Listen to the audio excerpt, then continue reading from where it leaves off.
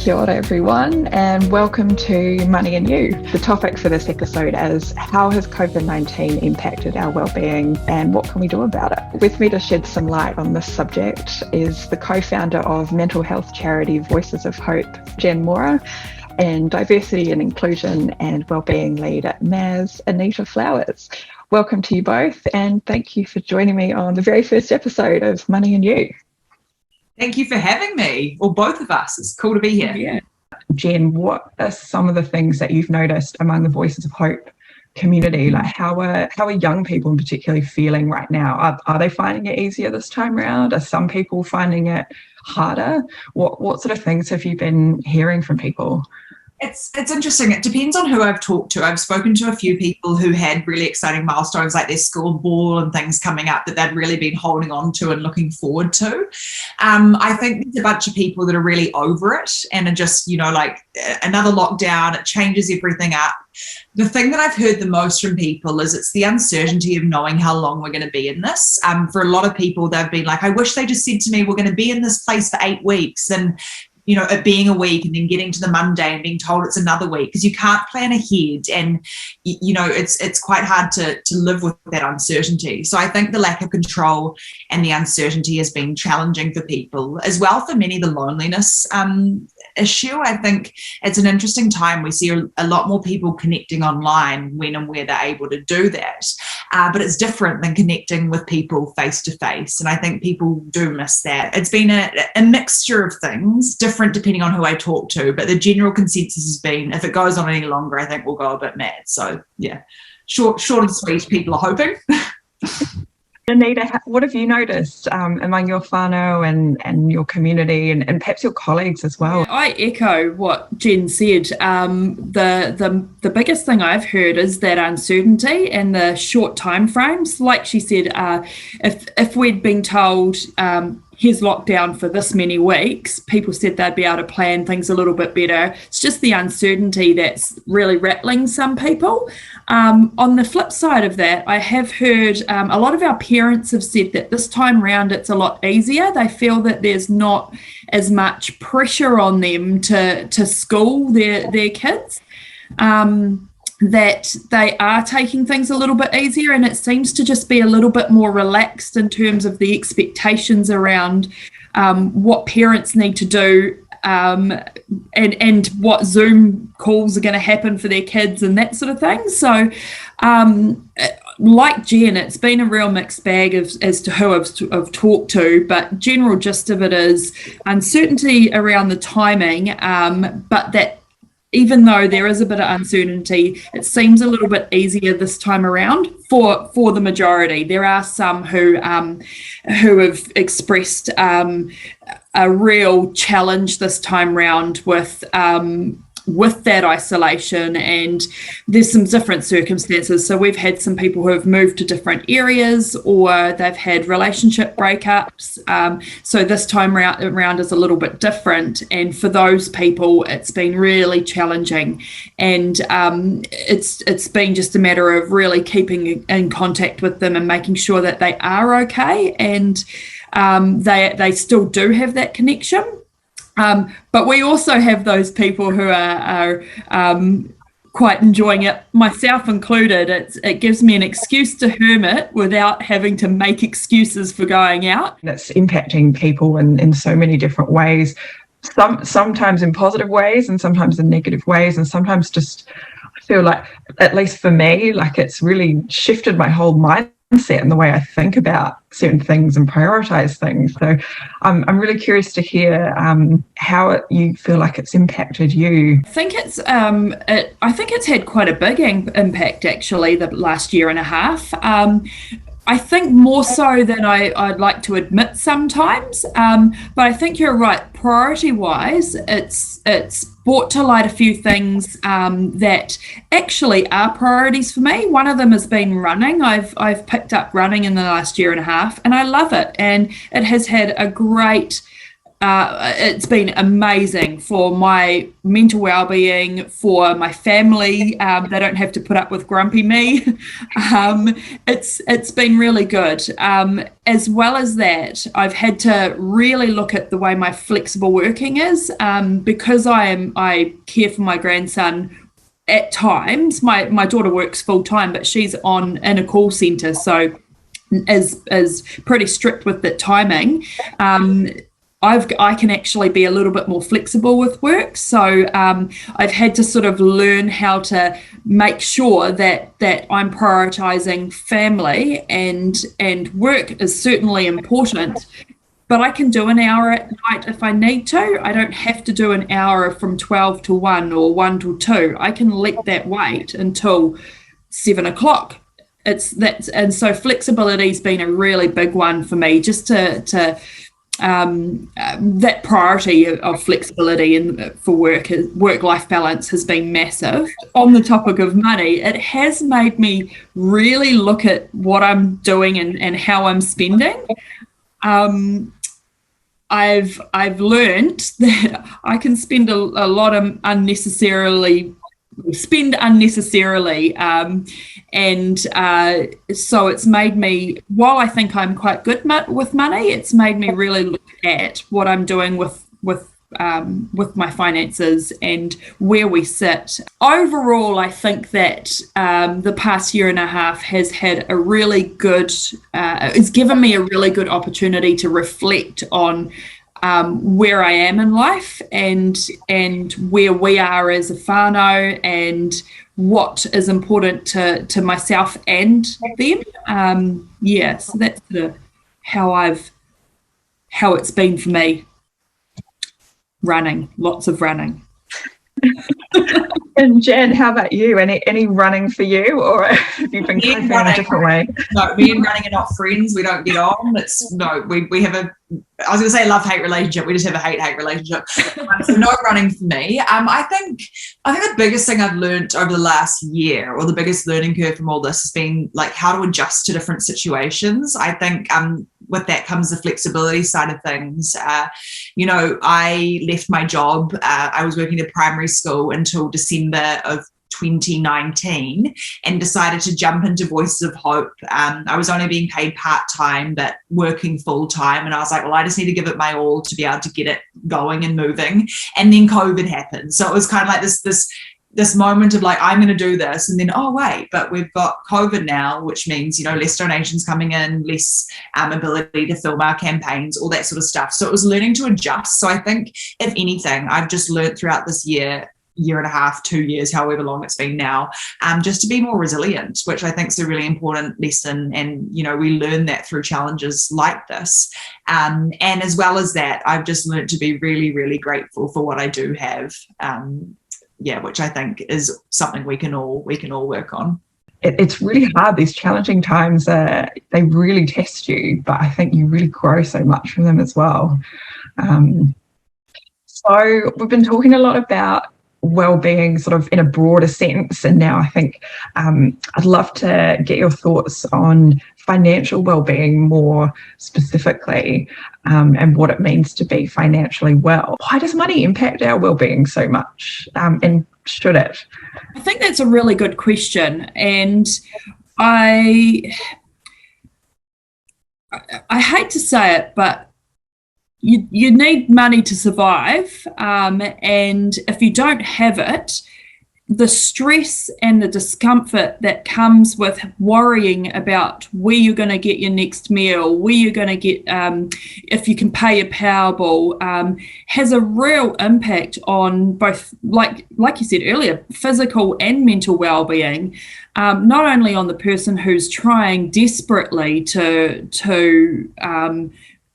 look after themselves, their family, their whoever they've got in their care, but also the people who are impacted by that. So, for example, when we listen to the news and we hear about the poverty around Aotearoa, it is related to financial well-being. It's just the security. It's the security around being able to live and live comfortably. not well off, just comfortably and not having to worry and stress. From a personal example, when I was younger, had my children exceptionally young, very young teen parents. So growing up and growing up with my children was really tough financially.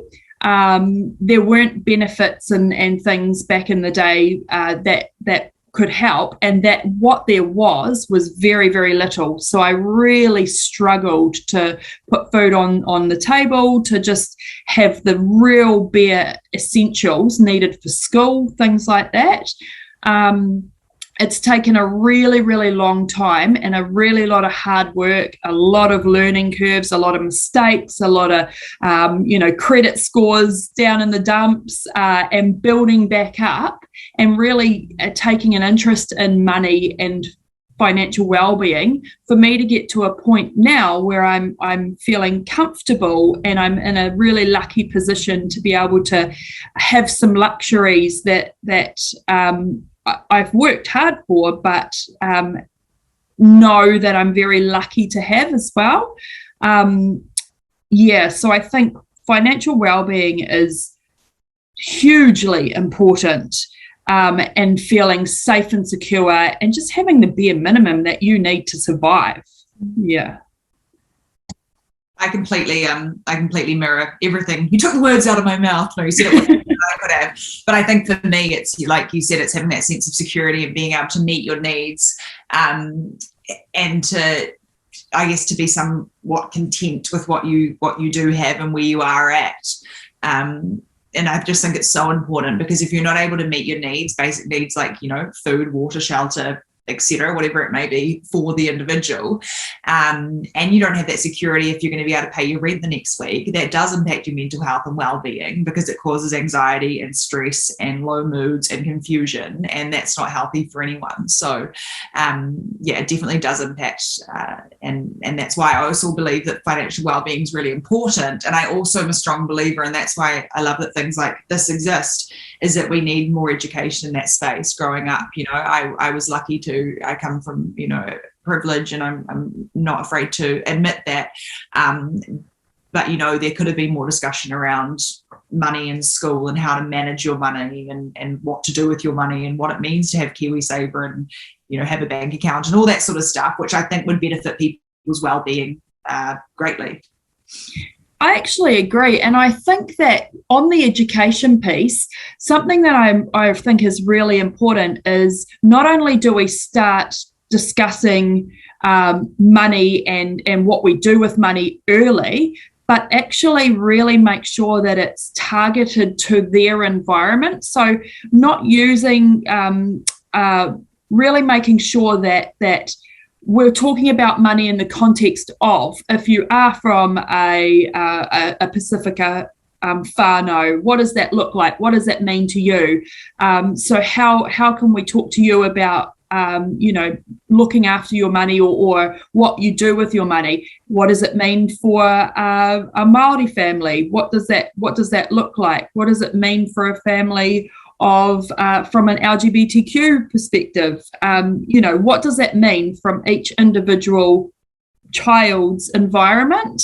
But getting in there and teaching the basics as well, it's just so important. And I don't think we do it well within New Zealand yet. I think that we've got some really good opportunity to get in there and educate New Zealand tamariki and just I do. It can't be a sort of blanket approach, can it? Because everyone's needs and what someone needs and wants and all that sort of stuff is going to be different for each individual person, and how people provide for their families might differ between different families, and so all that sort of stuff. I really like that. I like that point. Lessons that both of you have learnt about money, they seem to have come mainly through experience, would you say, as opposed to being taught these lessons at school? Or because obviously, Anita, you sort of mentioned before that you were a young mother and sort of had to learn those lessons sort of as you were going by making mistakes. Was there anything that you particularly took from that time that you now kind of, you've learned to navigate a bit better or differently? I think what I've taken away and what I've learned over the years is just to be I'm quite careful with my money, and rather than making a rash decision, and don't get me wrong, I can go and spend and do a good shop here and there, but I'm quite careful now in how I plan what I'm doing with my money. And for example, we purchased a home, which is wonderful after a lot of saving and hard work and using some KiwiSaver. And what I've done is actually taken some time to understand what that home loan means, what it looks like, and what's going to get me to paying off that home loan as quickly as possible, but still also allowing myself a little bit of luxury of living and not putting everything I have into the house. So I think it really has, over the years, I've just learned to be careful and not frivolous, and really look at what's important in my life right now, and where does those funds need to go? What do I need to be concentrating on? For example, yesterday we had, it was my grandson's birthday, and there's no shops open and essentials for toys. They're not essentials for some reason. But so I'd budgeted a certain amount to buy him toys and have a celebration, and we were going to have the party at our place. Because that didn't happen, I had a little bit of extra money in the pot, if you like, and went down to New World and bought up all the toys on the shelf that I could find. So being careful, budgeting, making sure that I'm focusing in on what's important at that moment in time, or what I need to be looking at, like registrations or warrants or anything like that, has been my biggest takeaway. And what else I've learned is that it's okay if you've only got rice and peas and soy sauce in the cupboard. It is okay to make a meal of that. Yeah. And Jen, just related to that buying a home conversation, because I know that you've recently become a homeowner. So I'm wondering if, like Anita, that experience for you has helped you kind of develop some of your money know-how and learn along the way as well. Completely. I've grown up in a very loving family, and I've always been aware how lucky I am growing up. So it was never a question of being an ungrateful kid or anything like that. But I've been with my partner Isaac for a while now, and we just bought our first home, which again we feel very lucky to be able to do. And we moved 30 minutes out of Auckland so that we could get something more in our price range. But I've learned a lot over the last, 5-6 months. It's probably the most I've learned about money ever. Mortgages, KiwiSaver. I now realize how important KiwiSaver was for me without even realizing, how important it was until I bought a house. But also we've been doing a lot of budgeting. I think for us, a lot of it's, like Anita said, being able to live in the moment and have your needs, but also be able to treat yourself every now and then. That's really important to us. We don't just want to be, slaving away and paying off the mortgage and not be living, but, barely surviving, and very grateful to be able to do that. But a part of it is also like future thinking, where I'm recently engaged as well. And so we're planning for a wedding. And so doing budgets around all that sort of stuff while also paying off a house. It's a bit of a nightmare, but we're making it work. But yeah, just forward thinking and budgeting. And I guess since owning my own home, I've become more careful with my money. It's more about my needs as opposed to my wants now. I'm much more cautious. I just bought a new phone because I needed to, and I avoided doing that for as long as I possibly could, because I was like, my old one's fine. The sound doesn't work, so it really wasn't fine. No one could hear me when they called me. But for me, it's just about, I guess needs versus wants, while also treating yourself here and there. I like the treat yourself message. I actually think that's really important. I think too often we are so hard on people for spending a little bit on themselves, where actually I think, it's okay to do that, and it's okay to put that in your budget, that you have a little bit of whatever you call it, spending money or entertainment or whatever someone calls it, it's really important. And I think that actually links through to well-being, because you don't want to feel like every single cent that you earn goes on bills, and sometimes that does, and if it does, then that's okay. But if you can pop $5 or $2 even aside and go, you know what, actually I'm going to go down and get that chocolate bar I want, that's okay. Completely agree.